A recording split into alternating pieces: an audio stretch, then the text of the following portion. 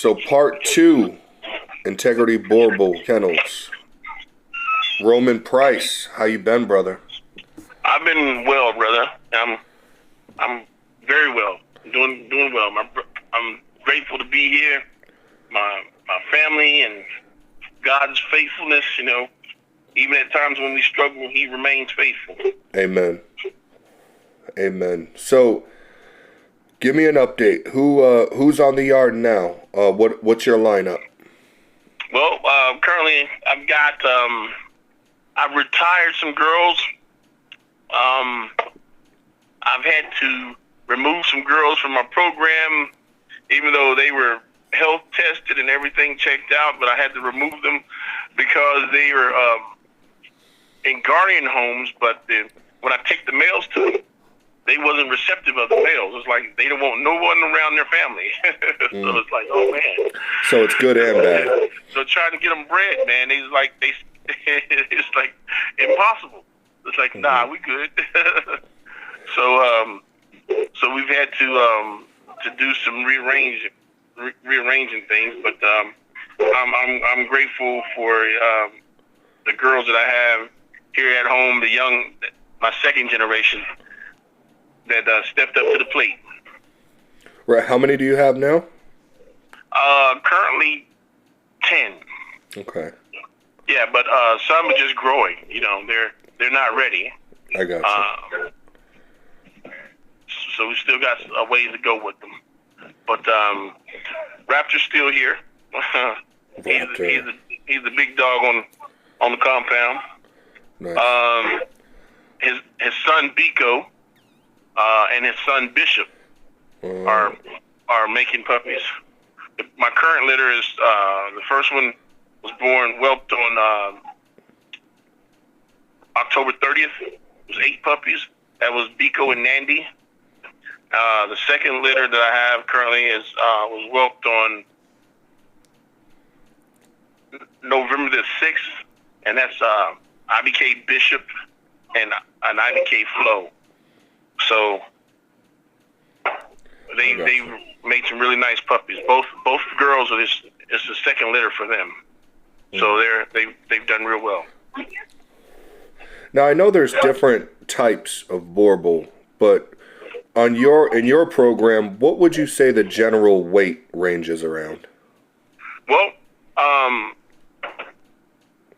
it varies there because like with Raptor is only 125, but his sons are 150. And some of his sons, that I've with other families, are some like the 130, 140, 150, range like that. But everything he's produced has outgrown him. It's crazy. But everyone respects him now, even though he's smaller than them. They definitely respect him.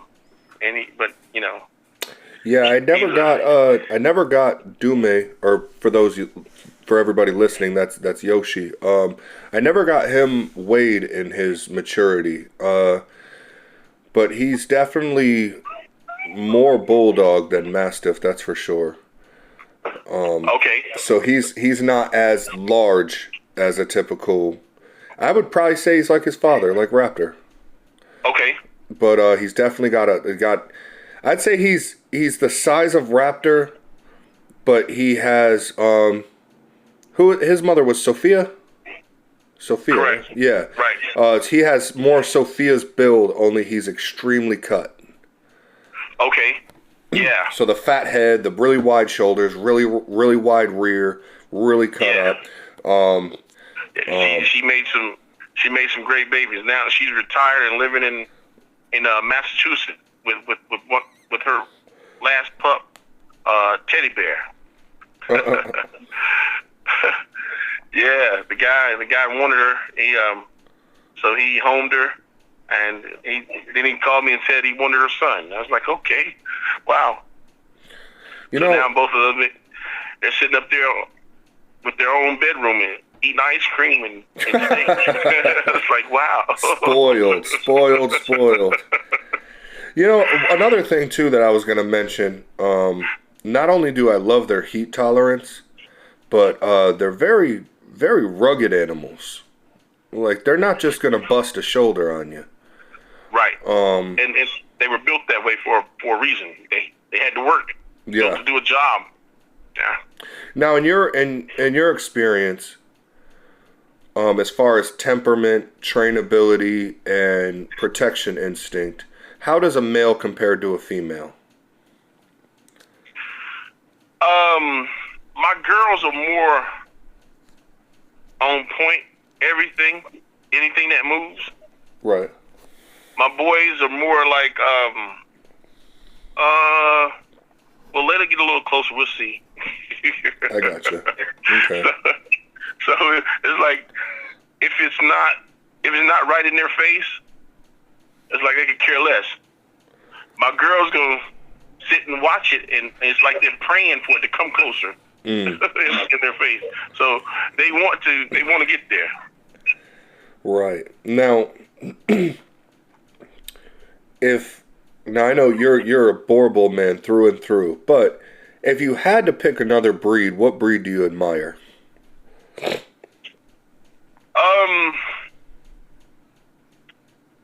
Man, I would I'm sold out to Boerboels, brother. I'm telling you, man, it's like it's the most well-rounded breed that you could ever have. I mean, this dog was bred, I mean, they came from born through adversity and then afterwards bred for necessity. They bred for necessity. They bred because they were needed to keep their family safe in a very difficult time. And today we're facing that again. We're facing that here, everywhere. You know what I'm saying? Right. Absolutely. And you can't stay awake all night with your gun.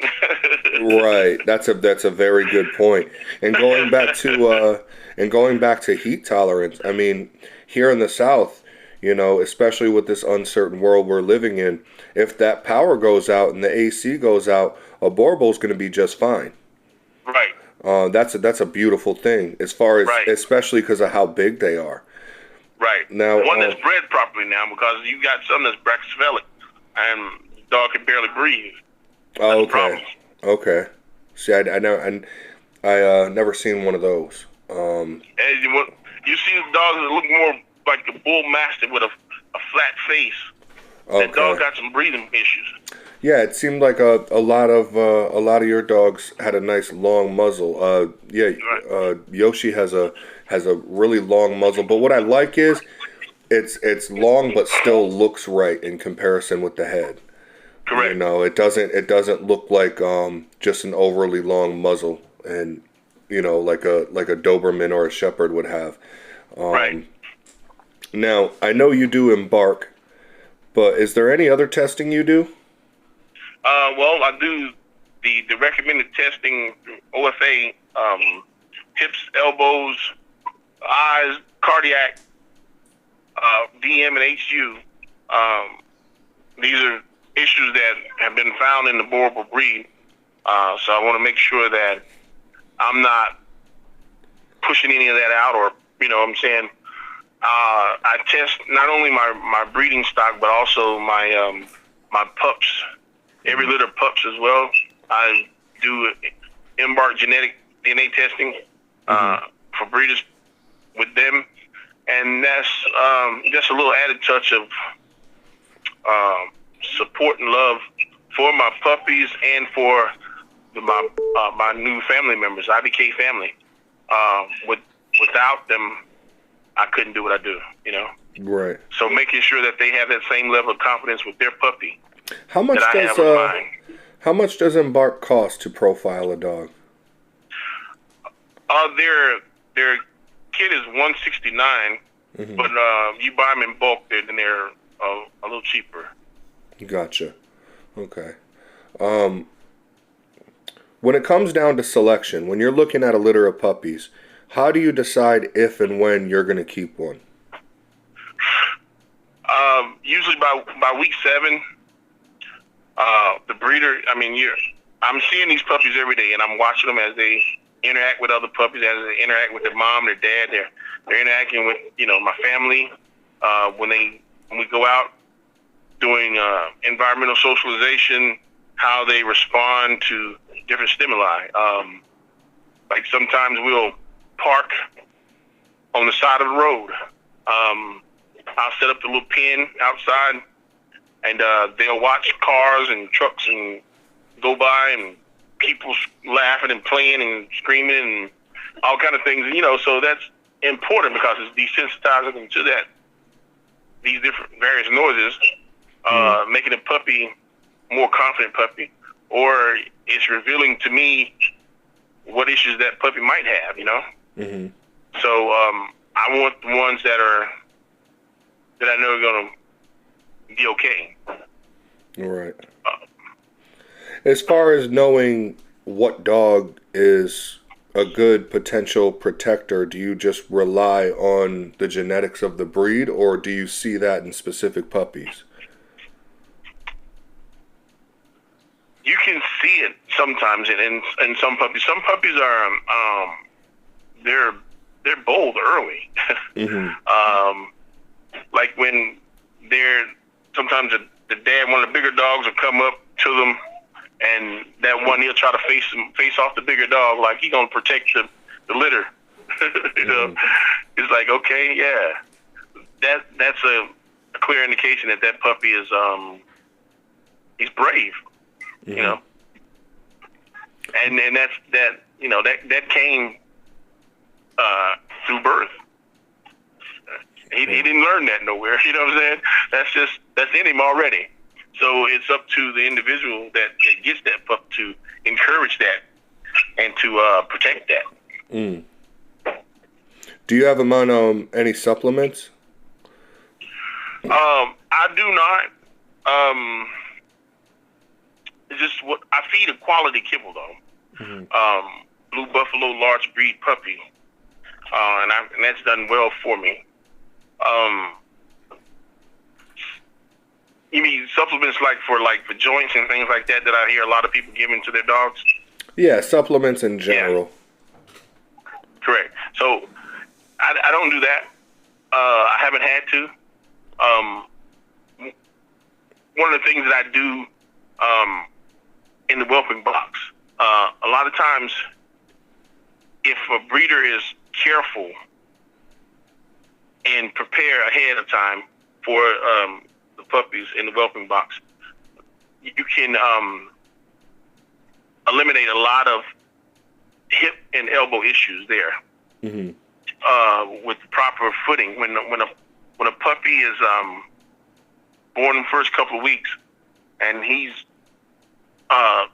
pushing up on his mom, and if he can't get traction, that's your beginning stages of hip dysplasia right there. Mm. So if he gets the proper footing where he can push up on that tit, and instead of those back legs swimming, mm-hmm. you'll save him a lot of problems in the future. Mm. See, I remember you saying something about that before. I didn't know that. What are some of the general myths you think that surround the Boerboel? That a Boerboel should be 200 pounds. I mean, that's a big lie, because obviously that dog is not. It'll love you. But it wants to ride the sofa. Mm. Right. That dog's not gonna protect you because he can't run. Right. And he'll try to scare somebody off. I've noticed that all of them aren't the same. I mean, they may all love you, but all of them they don't have the same where they're just gonna make you love them. Some is, if they see your hands not moving, they're gonna make their way to you in your face, and you've got to touch me. And then there's others that's gonna be like, man, I'm good. No, that's Yoshi all day, man. Yoshi'll come up and move my hand up over his head Right. So I pet him. I'm just like, no, you can't force me to pet you, bro. Go lay down. Right. Like, what is wrong with you? And it's 24 hours a day. If I go to use the restroom and if nobody's home, maybe I didn't close the door all the way. He'll just butt it with his head and open it. What are you doing? I'm using the restroom. Can I come? Can I come too? Like, why? And he'll literally sit there on my foot while I'm using the bathroom. I'm like, bro, come on, man. You weren't lying. When you said that they are Velcro dogs, you were not. That was not an exaggeration. Absolutely.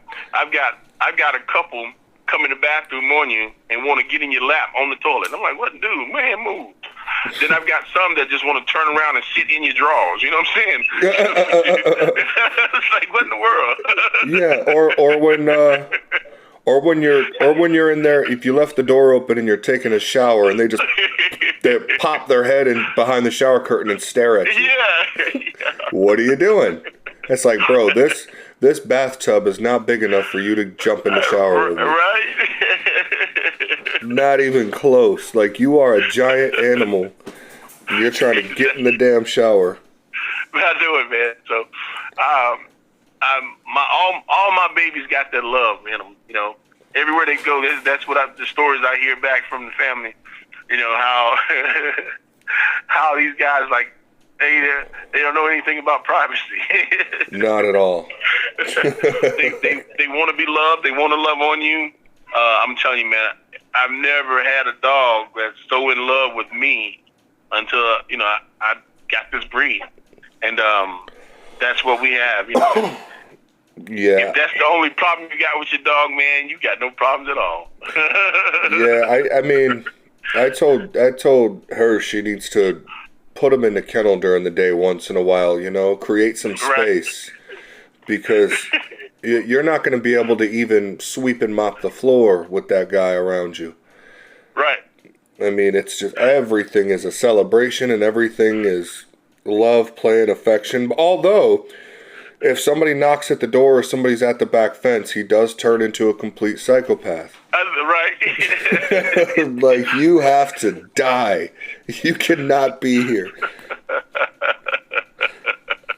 But then if he recognizes the scent and he knows the person, then he treats them like their family. Like, now you have to pet me. You have to love me.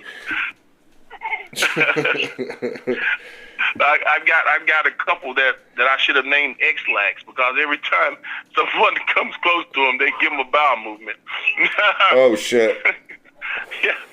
So, that's funny. But, I mean, it's like when people come up to your truck asking for change, asking for money, man, my dogs rock my truck like they're a hurricane. Mm. I just see the guys that homeless people just turn around and walk away. You've been consistently breeding for a while now. How many litters do you say you have per year? Normally 3 or maybe 4. Mm-hmm. Yeah. Nice. Yeah. So far we've done. We've produced 100 healthy puppies. Very nice. 100 healthy puppies, man. That's every last one of them, all of them test, man. Yeah. Good, brother. That's a hell of a record, man. That's a damn good start, especially because you're on your second generation. Yeah. Is there anything in your stock that you're concentrating for, or something you want to change, or something you see in one specific dog that you want to be in all of them? Well, my two boys, Bishop and Biko, beautiful, beautiful build. I wish sometimes that they were more like their dad, though, because then I could take them places. But when it comes to another dog, it's like that's a no-go. Or anybody just walk up random to to us, you know, especially Bishop. I love his build. I love his head. Mm-hmm. Beautiful. But he is a no nonsense guy. He just no nonsense, you know. Mm. He loves his family, and that's it. And you don't want to. You don't care for anybody else. Yeah. That's typical. But with Raptor is like, we good. Mm-hmm. He's like that 60s hippie. Yeah. And Biko and Bishop are off of Raptor? Yeah. Okay, so yeah. those are Yoshi's brothers then. Gotcha. Yeah. And who's their mother? Biko's mother is Avia, and Bella is Bishop's mother. Okay. And Bella is Sophia's sister, correct? Right. Mm-hmm. Okay, so yeah, so they're half brothers to Yoshi, and so they're pretty much, I mean, the genes are all there. Yeah. So they're I got you. And again, you were talking about the muzzle. You mentioned about the muzzle. It's so important that I maintain that muzzle. Once you change that muzzle, you change that mouth. Mm-hmm. The teeth, you know, everything that holds that muzzle. My dogs all have a scissor bite, and I see how important that is when it comes to holding something. You know, I've had a 350-pound hog charge. My boys, we were loading hogs into a livestock trailer. The hog didn't want to go. He turned and trampled my boys, and they were 10 and 8 at the time. Well, 3 of my dogs saw it and jumped that fence immediately. Mm. And they tore into that threat and eliminated it, Jack. They couldn't hold it. Biko grabbed the hog and hold him by himself. Bite him in his head and hold him by himself. Damn. He bite him like it's an apple. Yeah, I remember the one clip you sent me when that was the time that hog just ran up on you. That was one that was there was a wild hog. She had babies though, and it charged me and it startled me, and I fell. And my dogs, they stopped it. You know. That's insane. Man, that was a hell of a video clip. Anytime somebody was like, "Okay, you got some band dogs on the ground. Are the parents proven?" I was like, "Well, Yoshi's a pretty good, yard guardian, home guardian, but I could show you this video clip." And right away they're like, "Oh yeah, we need that. And I'm just like, yeah. I mean, the parents of the parents are definitely proven. Because on the mother side, on the bully side, very obedient. Even Leroy had his dogs like living as pack animals, which was insane considering they're bully, but more closer to the pit bull side. Okay. And Zuma actually scored really high for he had her doing a lot of scent work, I guess. Okay. But yeah, so that was a win-win. That was the perfect cross. I mean, I know I was telling you about it for years. Awesome. But I was so proud of them when I had a 1,500-pound bull. He got out, and I was on the back side of my pen down here on the farm, and my boys were on the other side. Well, I saw the bull coming around toward them. Well, one of my boys saw him coming, charging, running. He jumped the fence. Well, the other one's son, the younger son, didn't see him. Had his back turned. That bull hit my boy, knocked him 15 feet in the air, man.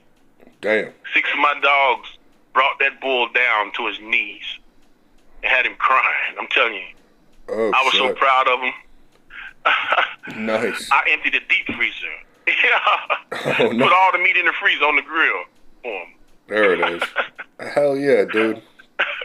That's a proud moment. Oh yeah. Yeah, man. I mean, they had him looking like one of those water buffaloes over in Africa when the lions tear into him. Mm-hmm. Yeah. Damn. And I'm guessing Raptor was a part of that fun. Yes, sir. I saw him in the video. He was in the back, and man, It was in that video. It was Raptor, Sophia, and Bella, right? Yeah, it Yeah. was Raptor, Sophia, and Bella. And yeah, they were those my main three as always on top with something, you know. Yeah. But we kept Bella. I can't get her ready. I can't let her go. Mm. You gotta Yeah. she holds me too tight. Yeah, that's my bully female. Even though I got what I wanted from her, I can't let her go. And I still use Yoshi for stud, Right. but I'm not gonna take her back. I'm not gonna take him back to her again. I'm not. I've always wanted one of these solid blue dogs, you know, and that's not what my program's aiming for. But it's just she's been very protective over me and bonded with me very closely. So it's like even if I don't breed her, she's one that would be very hard for me to ever let go of. Somebody would have to offer me a ridiculous amount of money Right. for me to actually let go of her. And I don't mean to sound like, you know, a jerk when I say that, but I mean, every dog is for sale at the end of the day.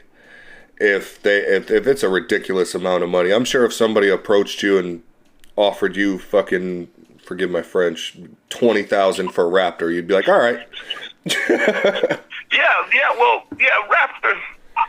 One time I was mad with Raptor. I was ready to let him go because he is so smart, so freaking smart, too smart for his own good at times.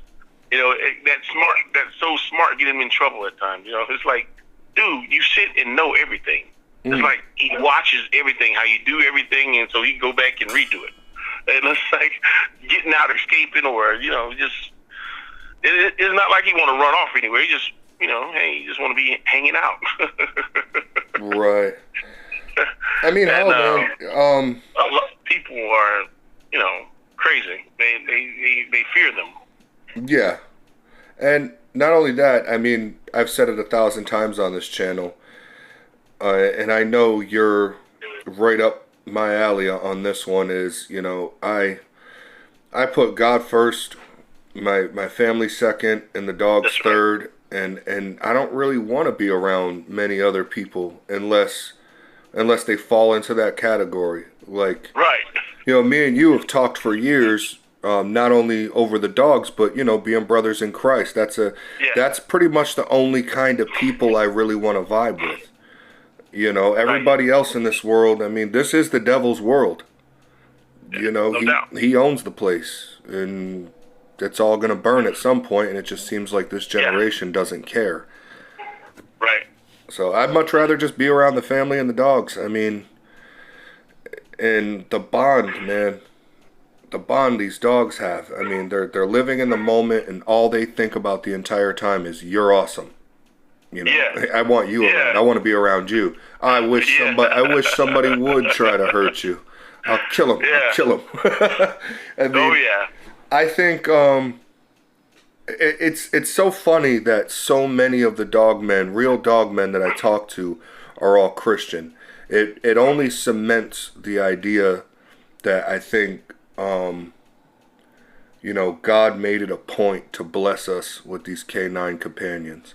Like, he knew guys like me and you needed them. Like, no doubt, it's a humbling experience. Yeah. Because then, you at some point you realize that they can't do if you don't do for them. Right. And that with us, you know, I know that I can't do if God doesn't do for me. You know, if he decides not to give me breath, you know, hey, it's a wrap. Yeah. You know, if he doesn't give me peace in my mind, then I can't function through this day. Mm-hmm. You know, because all the issues that come along with just breathing day to day, you know, it becomes overwhelming to a lot of people. Yeah. And I guess the love that this breed has for their people is just second to none, man. And you know it, and they know when to pour it on strong too.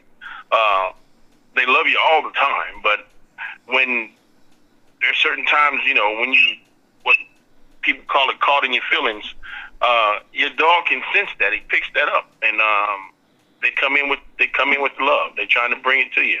Mm-hmm. Yeah, it definitely makes a difference. Yeah, I think dogs keep us honest in a way, and yeah, I see it within my own pack. Anything weak, they pick on it. Mm-hmm. Even the girls, a weak male, they'll pick on them. I've got one male now, pup. He's just as sweet as he can be. He wants no trouble, and the girls will pick on him. Like, so he'll go sit somewhere by himself and watch everybody. He wants to play, but they play too rough for him. It's like, what, dude? Really? So they like to play fight a lot. Yeah, I've been really trying to find him a home because he's an amazing dog, man. He's not a Scooby-Doo now. He's not afraid and scared. He's just what's that bull, that cartoon? My boys, they love that cartoon. The bull that just wanted to smell the flowers. But he's supposed to be a fighting bull, a Ferdinand. Yeah, he's a Ferdinand. He just want to love and want to cuddle. Yeah. But when it comes to everybody ready to go to war, he'll come tag along, running behind everybody. And he want to watch from the other side. So I wouldn't want to breed him. Mm-hmm. I wouldn't breed him. Because I don't care for that. So you're breeding for a very well balanced family dog with good pack drive, but you still want a good edge to the dog. Right. Exactly. That's I don't want him off the chain where he's ready to rip holes in steel or nothing like that. But I don't want him smelling flowers either. Yeah. It doesn't make sense to have and feed a soft dog. If he might, the thing is, and that's like, if I'm looking at a litter of puppies, that's the first thing I'm thinking. Okay, who's the soft dog? Because that one, I'm probably just gonna give to a loving family, somebody that they just want a dog that's laid back. Their kids are a little smaller, so they don't want something that's gonna run around like a crazy person. Yeah, he's a great dog. I think he would be great with a vet, a wounded warrior, or someone. Yeah. It's just a real big heart, real loving dog, real easy going, want no trouble. But I like my boys to, hey, it's time to go. Let's go. Mm-hmm. Not always looking for trouble, even though I got some that look for trouble. My girl, Mandy, mm-hmm. the mother, one this current litter, she's her head's hanging out the window. It's not just to get air. She's looking for trouble, mm-hmm. and you see it on her. She'll move from side to side, like, "Hey, where they at? Where they at?" Mm. I like that quality. I love that quality. Couple big dogs go home, but everybody else stays on the farm working. And then it works out. I know Raptor and Bella are the only two that I can keep together. I don't switch them up, mm-hmm. because Bella is a hothead. Anybody other than Raptor, she'll light them up. Right. When she get mad, she upset. If they moving too much or playing too much, and she gonna let them know it real quick.